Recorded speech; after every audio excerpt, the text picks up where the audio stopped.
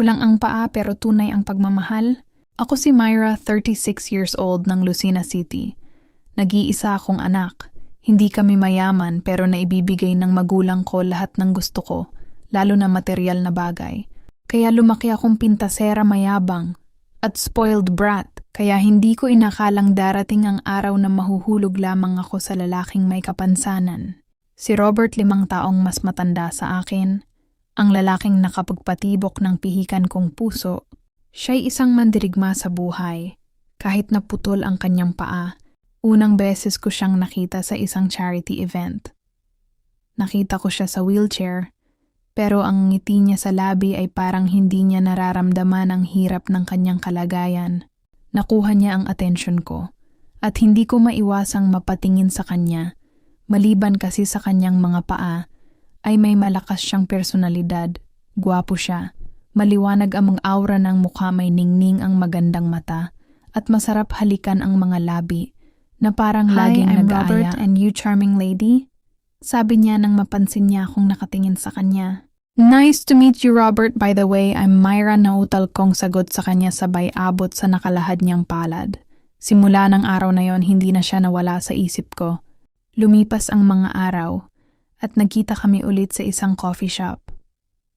Hindi ko alam kung sinasadya niya o hindi, pero lagi kaming nagkikita.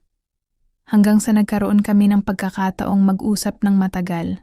Maaari ka kayang magkagusto sa kagaya ko, Myra? Tanong niya sa akin isang araw habang nakaupo kami sa park. Halata sa mukha niya ang kaba. Tumingin ako sa kanya ng diretso sa mata. Oo naman, Robert, bakit hindi? May kasamang kaba habang sinasabi ko yon.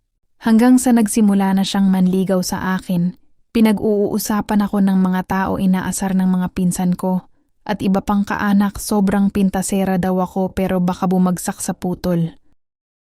Nang dumating ang araw na kailangan kong sabihin sa kanya ang totoong nararamdaman ko sa kanya, ay nakadama din ako ng kaba, na baka hindi ko siya maipaglaban at mapanindigan.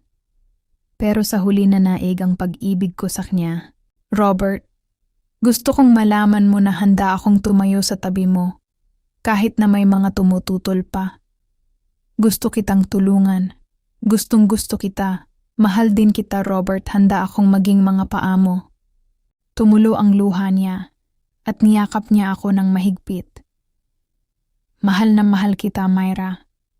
Pangako, hindi kita bibiguin. Hindi ako magiging pabigat sa'yo. At sa mga sumunod na araw, naging mas matatag kami. Nagtulungan kami, nagtitiwala sa isa't isa. Napatunayan namin na sa pag-ibig ay hindi hadlang ang kapansanan. Dahil tutol ang parents ko ay nagtanan kami ni Robert. Tumira kami sa kanila, nanay niya lang, ang kasama niya sa bahay. At lalo kong napatunayan na higit siyang responsable kaysa sa mga kumpleto ang paa. Malakas siyang kumita sa kanyang online job. Magaling din siyang IT. Napakamaalaga at mapagmahal niya sa akin. Never niyang pinasama ang loob ko. At magaling din naman siyang magpaligaya. Pagkaraan ng ilang buwan naming pagsasama ay nabuntis na din ako, agad nagpakasal kamo sa mayor kahit walang kaanak ko ang dumating. 1 buwan na ang baby namin nang ang parents ko na mismo ang pumunta sa bahay. At tuluyan na ding tinanggap ang aking asawa na kulang man ang mga paa, ay umaapaw naman ang kabutihan at pagmamahal. Sa ngayon po ay 15 years na kaming mag-asawa at lalong tumatag ang pagsasama kasama ang aming 4 na anak. Dahil kay Robert nagbago ako at natutunan ko na wala pala talagang pinipili ang pag-ibig. Kapag tumama sa puso ni Noman, kahit may kapansanan pa yan, ipaglalaban mo pag tunay ang pagmamahal